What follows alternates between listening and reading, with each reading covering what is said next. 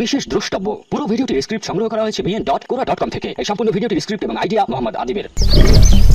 বাঘ সিংহের মধ্যে যুদ্ধে কে জিতবে, তাদের মধ্যে কে আসল পশুরাজ, তা নিয়ে তর্ক খুব সম্ভবত মানব সভ্যতার শুরু থেকেই চলছে। সেই সুপ্রাচীন মেসোপটেমিয়ান মিশরীয় সভ্যতার রাজারা নিজেকে যেরকম সিংহের সাথে তুলনা করত এবং সিংহকে শক্তি ও অভিজাত্যের প্রতীক হিসেবে দেখত, ঠিক তেমনি রোমান সাম্রাজ্যের কালসিয়ামে বাঘ সিংহের লড়াইয়ে বাংলার বাঘেরা সিংহের ঘাড় মটকাত।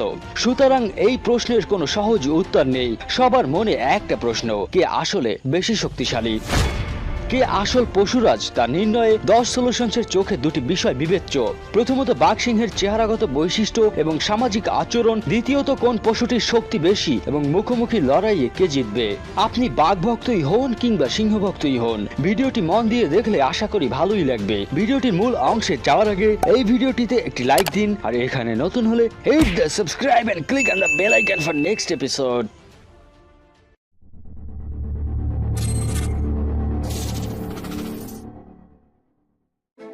বাঘ এবং সিংহের প্রায় একে অপরের সাথে তুলনা হলেও এই পশু দুইটি সামাজিক আচরণে বেশ পার্থক্য রয়েছে। সিংহরা যেখানে দলগতভাবে থাকতে পছন্দ করে, বাঘ সেখানে সচরাচর বনের একটি বড় অংশের নিয়ন্ত্রণ একাই রাখে।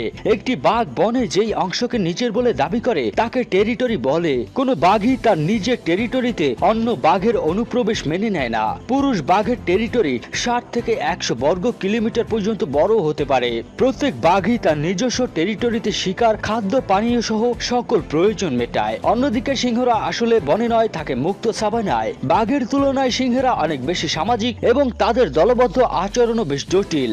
সিংহের দলকে ইংরেজিতে প্রাইড বলে। একটি প্রাইডে সচরাচর 3 থেকে 4টি পুরুষ সিংহ থাকে এবং বাকিরা থাকে স্ত্রী। ছেলে শাবকদের 3 বছর ধরে বড় হওয়ার পর দল ছেড়ে চলে যেতে বাধ্য করা হয়। পরের 2 বছর সেই পুরুষ সিংহরা একা থাকে। এরপর হয় তারা নিজেদের নতুন দল গঠন করে বা অন্য দলের বুড়ো সিংহদেরকে হটিয়ে দিয়ে নিজেই সেই দলের অধিকর্তা হয়ে ওঠে। এই সময় নিজ আধিপত্য চিরকাল বজায় রাখতে দলের পুরুষ শাবকদের হত্যা করতেও সদ্য আগত সিংহদের বাধে না। সামাজিক আচরণের মতো শিকার করা এবং এর ভাগ বন্টনেও বাঘ এবং সিংহের মধ্যে বিস্তর ফারাক আছে।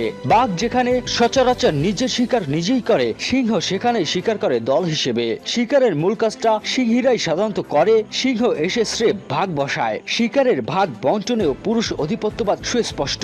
সিংহদের খাওয়ার পরে যা বাকি থাকে তাই সিংহীদের কপালে জোটে, যদিও তারা সংখ্যায় বেশি এবং শিকারের জন্য দৌড়ঝাঁপ প্রায় সবকিছুই তারা করছে। পুরুষ সিংহদের মূল কাজ হলো অন্য সিংহ হতে নিজ দলকে সুরক্ষা দেয়া। অন্যদিকে বাঘেরা সচরাচর এতটা স্বার্থপর নয়। পুরুষ বাঘেরা শাবক এবং স্ত্রী বাঘদের আগে খাবারের ভাগ দিতে পারে। অবশ্য টেরিটরি দখলে বাঘের লড়াইয়ের সাথে সিংহের প্রায় দখলের মোটামুটি মিল আছে। পুরুষ বাঘেরা 19 মাসের মাথায় মায়ের কাছ হতে চলে আসে। এ সময় বাঘেরা সচরাচর অন্য বাঘের এলাকায় লুকিয়ে লুকিয়ে বড় হয়, যতদিন না পর্যন্ত সেই বাঘকে চ্যালেঞ্জ ছুড়ে দেওয়ার মতো যথেষ্ট বড় না হয়ে ওঠে। পুরুষ বাঘেদের মধ্যে শাবকদের হত্যা করার প্রবণতাও সিংহের তুলনায় কম। চলুন বন্ধুরা, এখন এই দুই প্রাণীর চেহারা নিয়ে তুলনা করা যাক, কে দেখতে বেশি রাজকীয়। সন্দেহ নেই উভয় প্রাণী দেখতে খুব সুন্দর এবং একজন এক প্রাণীকে বেছে নেবে। তবে বাঘ আমার সবচেয়ে পছন্দের প্রাণী হওয়া সত্ত্বেও বলতে বাধ্য হচ্ছি যে সিংহই দেখতে মনে হয় একটু বেশি রাজকীয় আর একটু বেশি ভয়ঙ্কর। তার পিঠ পর্যন্ত বিস্তৃত কেশরের কারণে এটি। মাথা হতে পা পর্যন্ত বিস্তৃত সিংহের কেশর অনেকটা রাজমুকুট এবং রাজার কাঁধে জড়ানো শালের কথা মনে করিয়ে দেয়। তবে গর্জনে অবশ্যই বাঘ এগিয়ে রয়েছে। বাঘের গর্জন ভারী এবং কান ফাটানো। এমনকি সিনেমায় যাকে আপনি সিংহের গর্জন ভাবেন তা আসলে বাঘের গর্জন। বিশ্ববিখ্যাত অ্যানিমেটেড মুভি লায়ন কিং এর কথা নিশ্চয়ই সবাই জানেন। এই মুভির মুসাফার গর্জন হিসেবে বাস্তবে বাঘের গর্জন ব্যবহার করা হয়েছিল।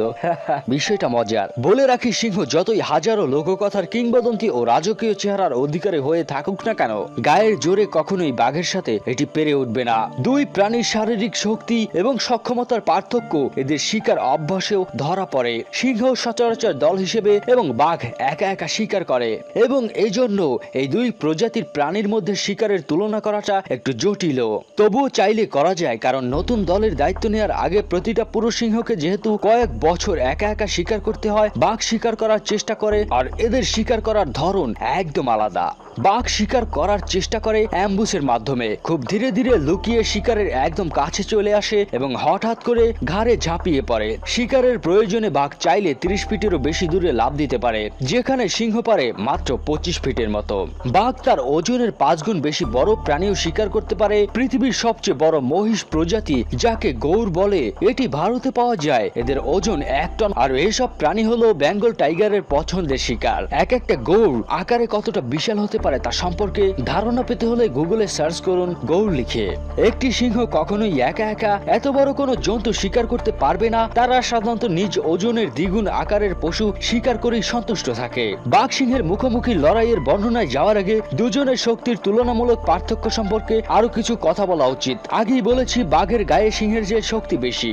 বাঘের ওজনও সিংহের চেয়ে বেশি হয়ে থাকে। একটি আফ্রিকান পুরুষ সিংহ যেখানে 190 কেজি ওজনের হয়, সেখানে সুন্দরবনের বাঘ ওজনে প্রায় 30 কেজি বেশি হয়। পৃথিবীর সবচেয়ে বড় বাঘ প্রজাতি সচরাচর সাইবেরিয়ান টাইগারদের বলা হয়।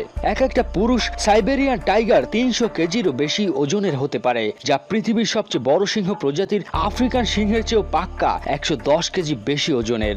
বাঘের কামড় সিংহের চেয়ে বেশি ভয়ঙ্কর। সিংহ যেখানে প্রতি বর্গ ইঞ্চিতে 650 পাউন্ডের কামড় বসাতে পারে, বাঘ সেখানে 1050 পাউন্ডের কামড় বসাতে পারে।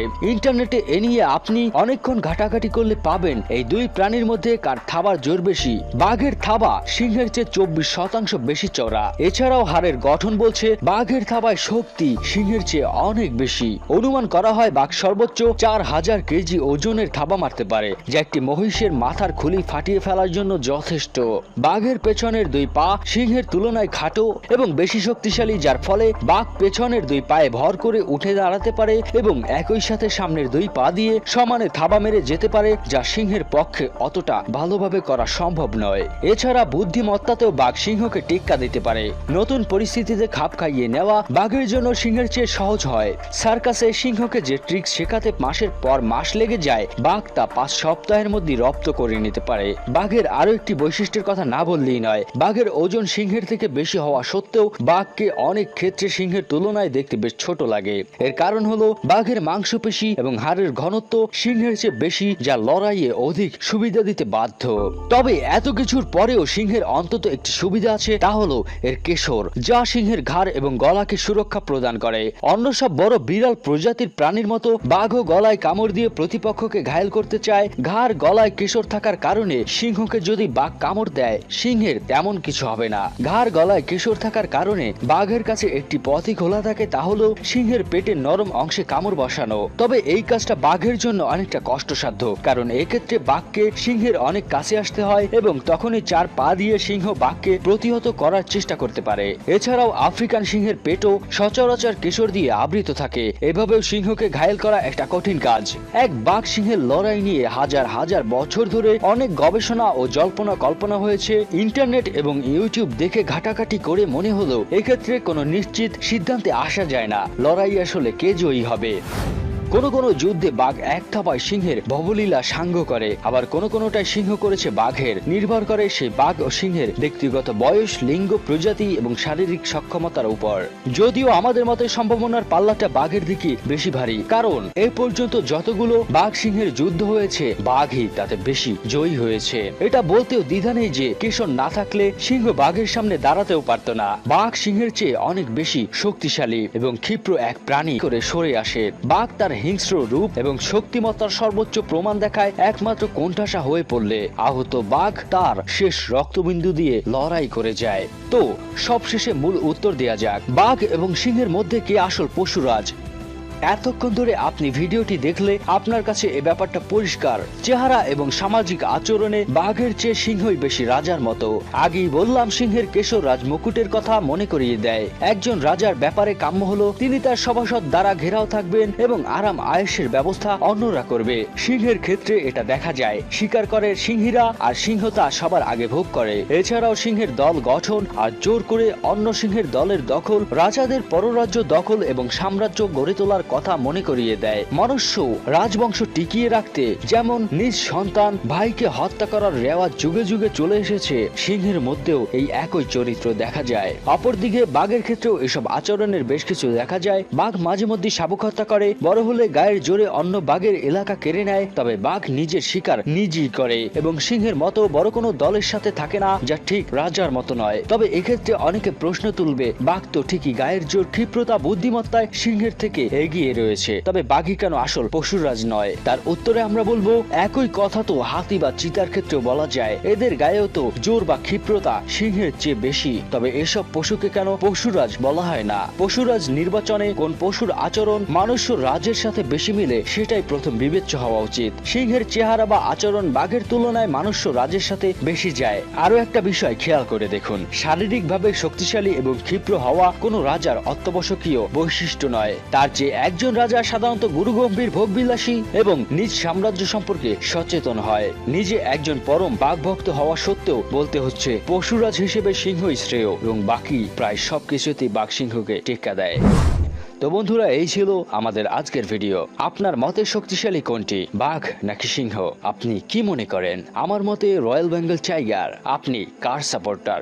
আজ চলে যাচ্ছি, দেখা হবে অন্য কোন এপিসোডে। সে পর্যন্ত ভালো থাকুন, সুস্থ থাকুন সব সময়। আল্লাহ হাফেজ, টাটা এন্ড গুড বাই।